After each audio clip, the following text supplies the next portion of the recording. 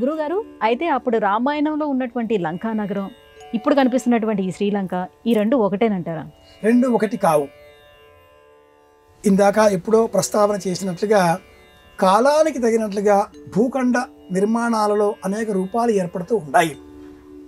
ప్రత్యేక నవసహస్రాత్మకమైనటువంటి కుండాత్మకమైనటువంటి రూపంలో నవఖండములుగా ఉండేటటువంటి ఈ విభజన 7 ఖండములుగా 6 ఖండములుగా ఈనాటి కాలంలో మనం చూస్తూ ఉన్నాం.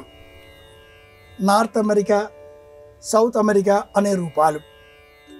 అలాగే పలు దేశాలు కొరియా, ఉత్తర కొరియా, అలాగే దక్షిణ కొరియా ఇంకా విభజింపబడుతూ ఉంటాయి, కలుసుకుంటూ ఉంటాయి, మళ్ళీ విభజింపబడుతూ ఉంటాయి, మళ్ళీ కలుసుకుంటూ ఉంటాయి. ఇవి ఎలా వాస్తవికంగా మనం చూస్తూ ఉన్నామో, రామేశ్వరం నుంచి శ్రీరామాయణంలో వర్ణింపబడిన లంక ఉన్న దూరం వేరు.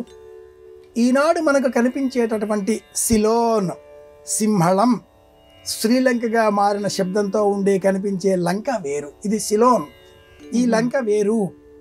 అండమాన్ నికోబార్, మయన్మార్ ఈ ద్వీపాల మధ్యన లంకా నగరం, శ్రీరామాయణాంతర్గతమైన వర్ణన కల ఆ లంకా నగరం ఉండాలి అని పరిశోధకులు విశ్లేషణలు చేస్తున్నారు. వారధి నేటికి నాసా నుంచి తీయబడినటువంటి ఛాయాచిత్రాలలో రేఖాప్రాయంగా కనిపిస్తున్నది. సున్నపురాయి తేటంగా కూడా కనిపిస్తున్నది. సముద్రపు ప్రవర్తన ఆ ప్రాంతంలో వేరుగా ఉన్నది. ఆధునిక విశ్లేషకులు వీటన్నింటినీ కూడా పరిశీలించి మయన్మార్, అండమాన్ నికోబార్ ఈ ద్వీపాల పరిసర ప్రాంతాలలో ఆనాటి లంకా నగరం ఉన్నది అని కూడా నిరూపిస్తున్నారు. ఈ సిలోన్ ఆ లంక ఒకటి కాదు.